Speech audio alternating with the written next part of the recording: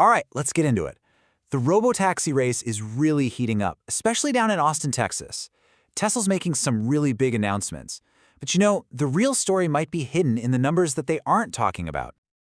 So this is the headline that really turned some heads. Tesla comes out and says it's not just expanding its service area in Austin, but it's also boosting its fleet of cars by a whopping 50%. And look, on the surface, that sounds incredible. A huge jump, right? Well, almost immediately, that huge number brings up a pretty important question. A 50% increase of what exactly?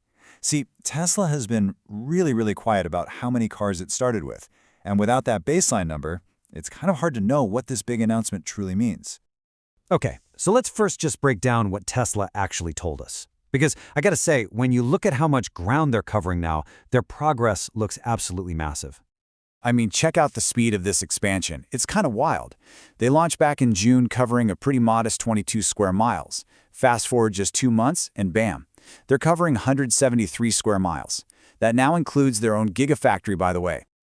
And this is really their big talking point.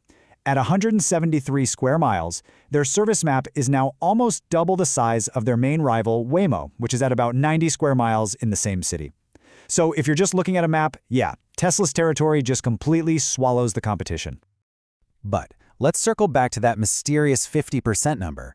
It's pretty clear that Tesla is being intentionally vague here. So what do we actually know about how many cars they have on the road? So here's the thing. When you actually run the numbers, it's not quite as dramatic as it sounds. Elon Musk himself said the starting fleet would be small, maybe 10 or 20 cars. And based on what people have seen on the ground, sources figure it was probably somewhere between 15 and 20. So a 50% increase on that, it means they probably just added about 10 cars, bringing the grand total to around 30. So to really get the full picture, we've got to put Tesla and its biggest competitor, Waymo, right next to each other and see how they stack up. And this table really says it all, doesn't it? When it comes to service area, Tesla is the undisputed champ. No question. But when you look at the number of actual cars out there giving rides, Waymo has this huge commanding lead with over 100 vehicles compared to Tesla's estimated 30. Yeah, looking at it like this really drives the point home. Waymo is running more than 3 times the number of cars that Tesla is in the same city. So while Tesla's map is bigger, Waymo's presence on the actual streets is way bigger. And that brings up a really good question, right? How is that even possible? How can Tesla's tiny fleet service a much larger area? Well, the answer really gets to the core of how different their self-driving tech actually is. You see, the truth is, we're not really comparing apples to apples here. What Tesla and Waymo are offering customers in Austin right now are 2 fundamentally different things, and it all comes down to the person who isn't driving the car. So let's just be super clear about what Tesla is using. It's their supervised full self-driving system. And that word supervised, that is the most important word here. It means a human has to be in the loop, ready to jump in at a moment's notice. And this is what that actually means for you, the passenger. If you get into a Tesla Robotaxi, there's a Tesla employee sitting right there in the passenger seat, literally with their finger on a kill switch. But if you hail a Waymo, the car is totally empty. It is a true, fully driverless ride. So if the technologies are this different, what's really going on here?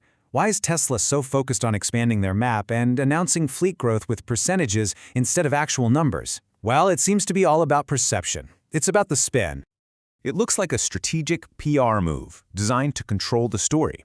By shouting about its huge service area, Tesla makes it look like it's leading the race. It's a way to seem like they're scaling up faster and maybe to save face a bit, while Waymo is out there launching its actually driverless service in one city after another. This quote from Electrac just hits the nail on the head. They said, Tesla is doing this to give the impression that it is competing with Waymo, but the truth is that they haven't even started competing, because really they're playing 2 completely different games right now. And here's the bottom line. The big takeaway from all of this is that the real finish line isn't about having the biggest map. It's about getting the human supervisor out of the car for good. That is the only metric that's going to matter in the end. So that leaves us with one final big question. Tesla can expand its map super fast because it has that human safety net. Waymo is being more careful because it doesn't.